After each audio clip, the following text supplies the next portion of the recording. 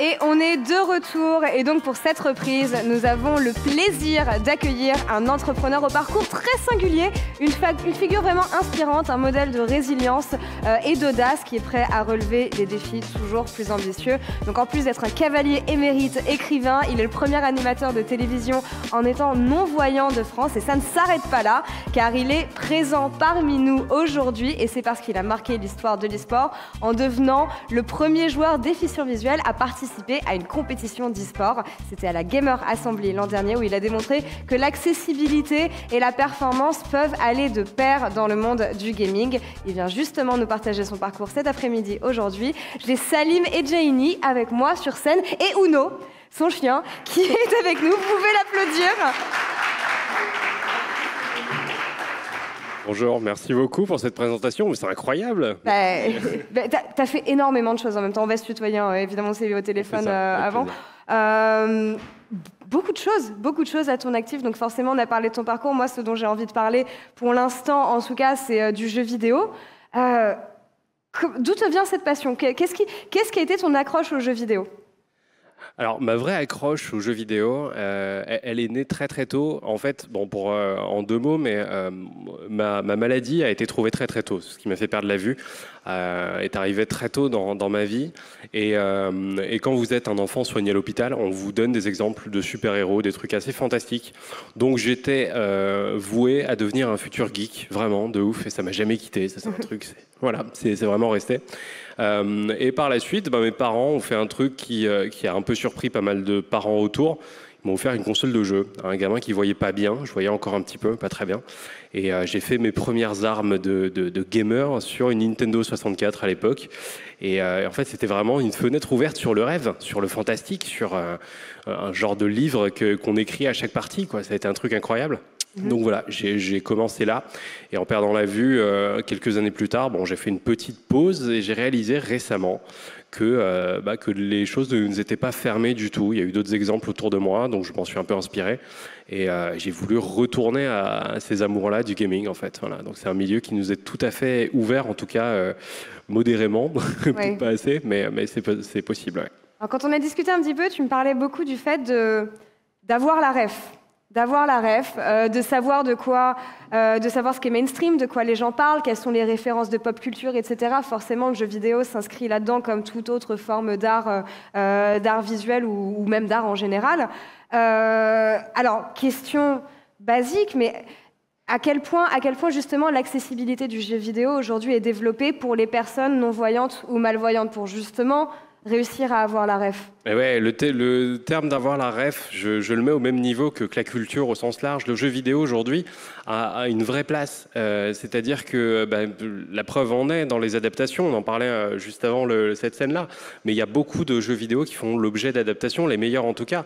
Et on voit bien l'importance que ça a dans la société.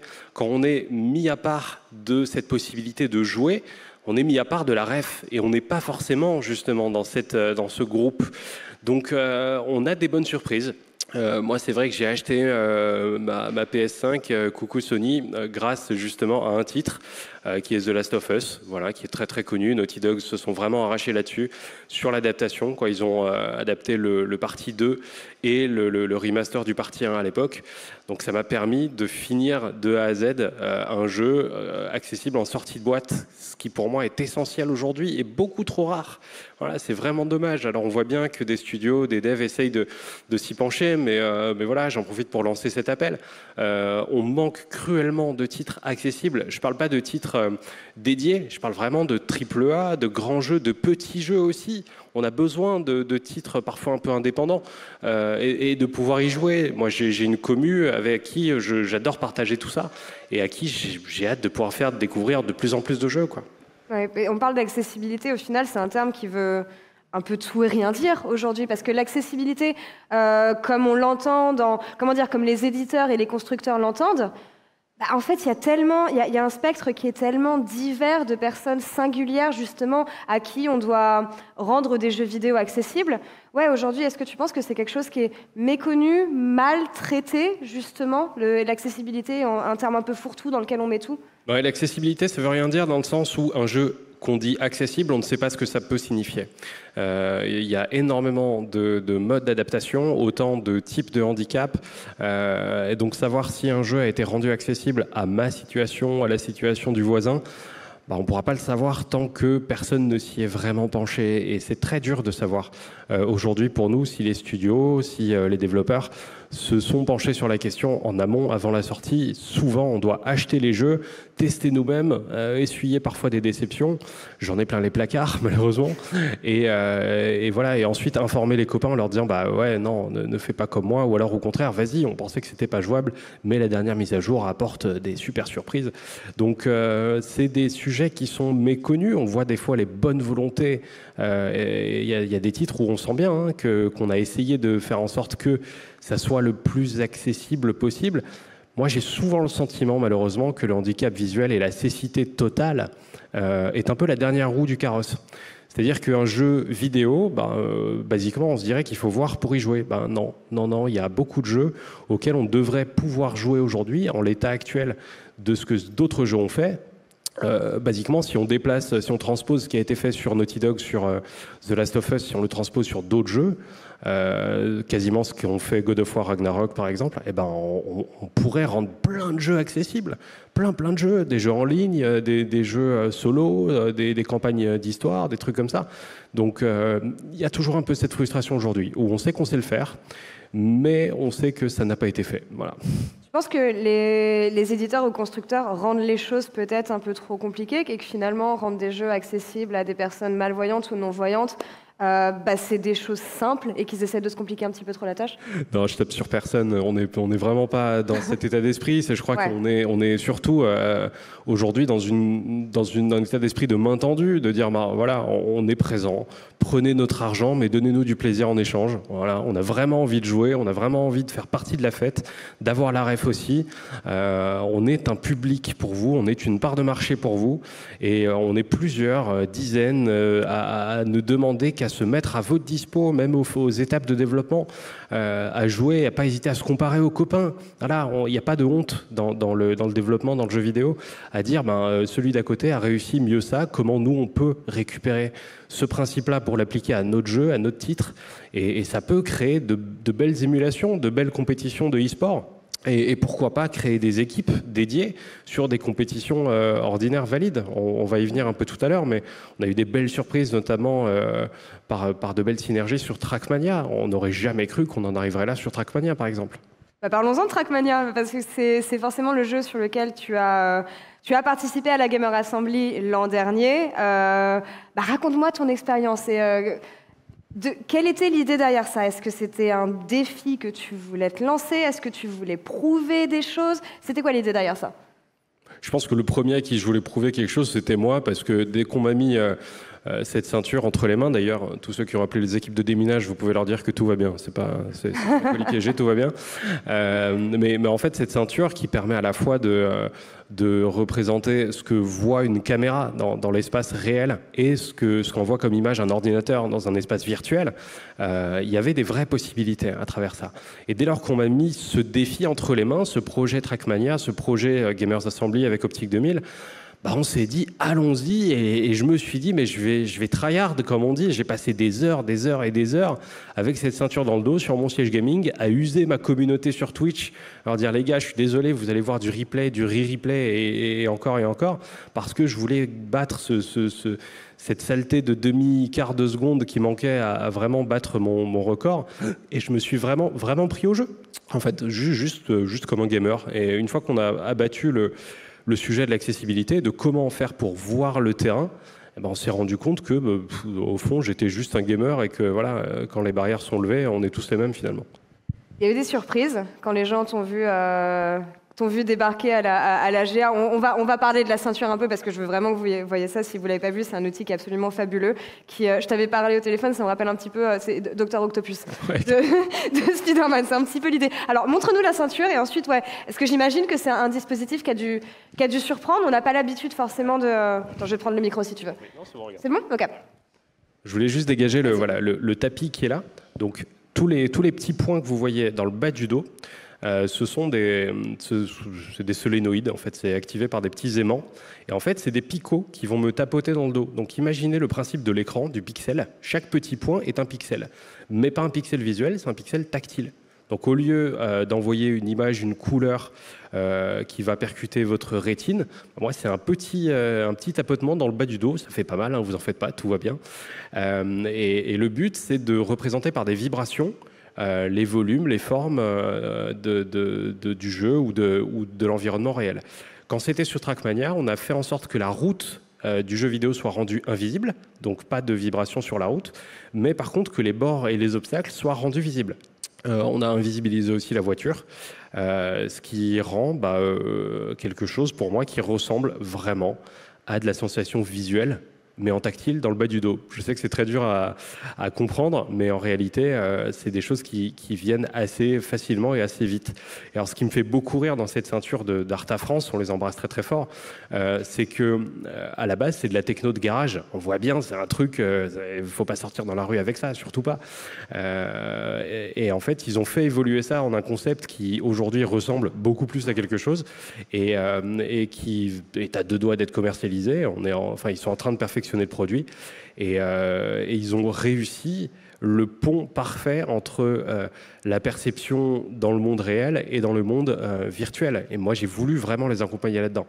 C'est aussi pour ça que j'ai eu cette chance de me retrouver à tryhard pendant des heures sur Trackmania et à éprouver vraiment le produit. J'ai servi de testeur aussi en échange, mais voilà, j'ai pris un pied monumental sur ce projet-là. J'imagine, c'est vraiment fascinant. C'était quoi les réactions, justement, à la GA en te voyant participer, parce que j'imagine que ça doit surprendre, c'est pas commun, surtout avec un équipement de dernière technologie comme le tien. Bien sûr, il y a eu plusieurs étapes. Alors avant la GA, il y a eu la Paris Games Week il y a 2-3 ans, où on faisait un peu, moi j'aime bien grossir le trait, et en fait je jouais dos à l'écran pour interpeller les gens. Donc je faisais des coucous pendant que je jouais en même temps avec l'écran derrière moi. Donc ils se disaient non, il y a un truc, c'est pas possible, c'est un bot ou c'est assez rigolo. Et en fait à la GA, ce qu'on a fait, c'est que j'avais mon setup de stream. Et en fait, en streaming, j'ai toujours les yeux bandés. J'ai un bandeau sur les yeux, un peu comme au sport. Ça fait partie un peu du personnage. Et ça interpelle un peu. Donc pareil, ça faisait un peu l'effet waouh, mais comment c'est possible? Et c'est assez rigolo. Donc oui, ça a suscité l'échange. Et c'est ça qui est génial, que ça soit dans le sport ou dans le jeu vidéo. Au début, il y a la surprise. Et une fois que l'instant de surprise est passé, il y a l'échange et on parle la même langue, en fait. Et c'est ça qui est fou, c'est ça qui est génial. Quand on a la chance de pouvoir jouer sur des jeux multiplayer, que ce soit en ligne ou en local, mais il y a toujours ce truc de se dire ouais, je fais partie de la même équipe que vous, on joue sur les mêmes principes et en fait on s'éclate autant et il y a rarement de différence. En fait, on peut arriver à avoir des résultats vraiment cool. Ce qui est intéressant, c'est que tu parles du sport, forcément de l'équitation et de la façon dont l'accessibilité peut être développée justement autour des personnes malvoyantes ou non-voyantes. Est-ce que tu vois des similitudes? Parce que j'avais regardé justement dans l'équitation le phénomène de crieurs qui sont sur la piste, qui vont justement donner des informations auditives justement à la personne malvoyante ou non-voyante. Tu vois des similitudes dans la façon de jouer aux jeux vidéo et dans les outils qui sont proposés? Oui, il y a des similitudes dans certaines adaptations, notamment je reparle de Naughty Dog, je suis désolé, mais je reparle de The Last of Us. Très bon Ils jeu. ont mis en place, mais oui, excellent jeu.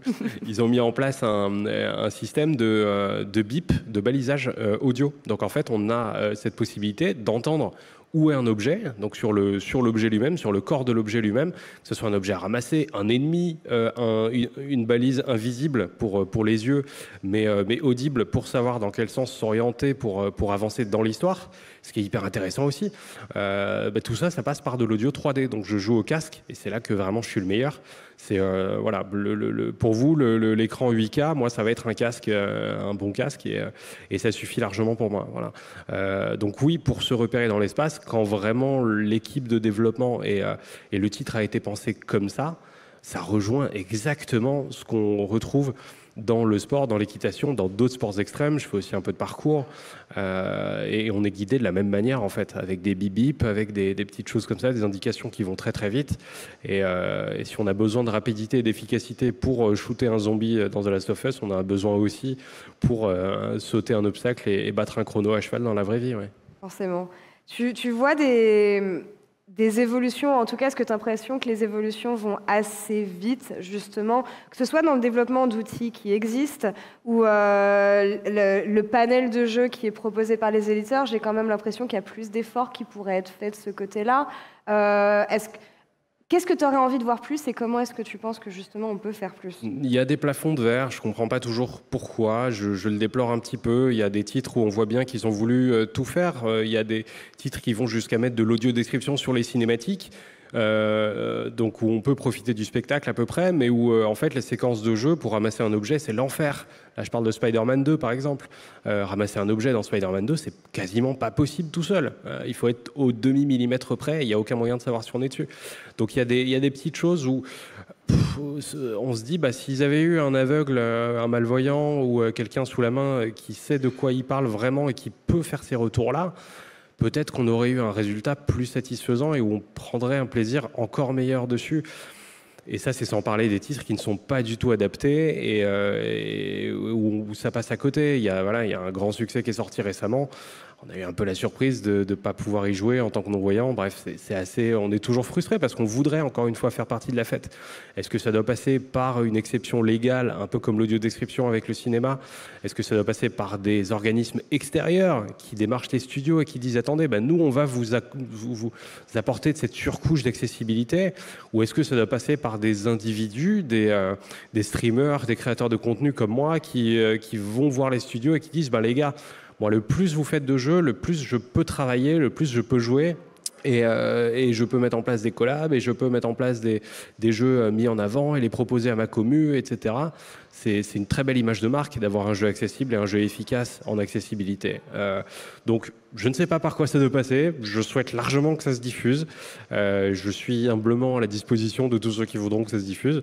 Mais on ne pourra qu'aller vers le mieux. Et si on nous a fait acheter des consoles en nous disant « Regardez, ça va être rendu accessible », je pense que maintenant, il faudrait que ça suive un peu plus. On espère vraiment de plus en plus faire partie de la fête, oui.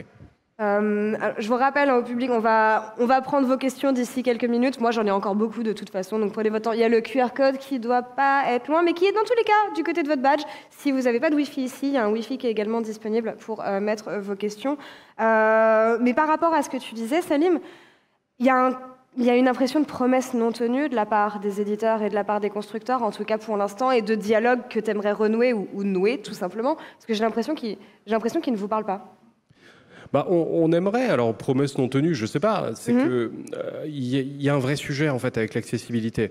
Ça coûte de l'argent, il faut en avoir conscience et on en a tout à fait conscience. Néanmoins, un jeu qui est rendu accessible dès sa genèse, dès sa mise en place, dès le début, la pré-alpha, dès la naissance du truc, ça sera beaucoup plus facile que de patcher quelque chose qui a mal été pensé sous ce point de vue-là. Donc, j'ai tendance à encourager, mais ça c'est vrai pour le jeu vidéo, comme pour la tech, comme pour le téléphone, comme pour, je sais pas, l'immobilier ou tout ce que vous voulez. Dès lors qu'on pense un truc pour tout le monde dès le début, il fonctionne pour tout le monde dès le début. Et c'est beaucoup plus facile ensuite de le mettre entre toutes les mains. Moi je pense que ça pourrait être un argument même pour tous, ça doit devenir même un argument commercial. Voilà, on est une bonne part de marché en tout cas à souhaiter faire partie de l'aventure. Et encore une fois, la promesse non tenue, elle tient dans un seul fait, c'est que beaucoup les développeurs, les marques de consoles de jeux, en tout cas, nous ont dit on met des synthèses vocales dans nos machines et on va pousser pour que les jeux soient rendus accessibles. Alors moi, bêtement, j'ai cru que pour que les gens soient rendus accessibles, ça concernerait énormément les non-voyants aussi. Malheureusement, il y a beaucoup de titres accessibles aujourd'hui, il y en a beaucoup, mais il y en a très peu qui sont rendus accessibles aux non-voyants. Voilà. Donc là, pour le coup, on est un petit peu déçus sur ce point de vue-là. Une question annexe que j'ai forcément là-dessus, c'est qu'en tant que multicasquette que tu es également créateur de contenu.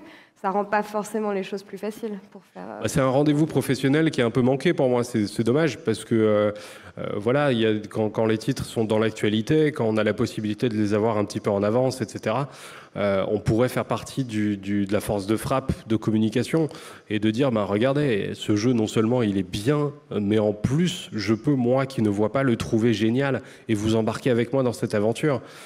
C'est vrai aujourd'hui sur des jeux qui sont corrigés, qui sont patchés, mais il y a un peu une sensation de lendemain de soirée dans ce cas-là, quoi. C'est la fête est déjà passée, tout le monde est passé à autre chose, et on revient sur des titres qui ont déjà fait leur vie et qui n'ont plus grand-chose à prouver. Donc ça serait pas mal que ça puisse évoluer. Moi, c'est vrai que le contenu que je propose, que ce soit dans le jeu vidéo ou ailleurs, vise à divertir, vise à s'amuser, à s'éclater, à proposer en même temps de belles rencontres. Et le jeu vidéo, mais quoi de mieux que le jeu vidéo pour de belles rencontres et passer des moments sympas, quoi.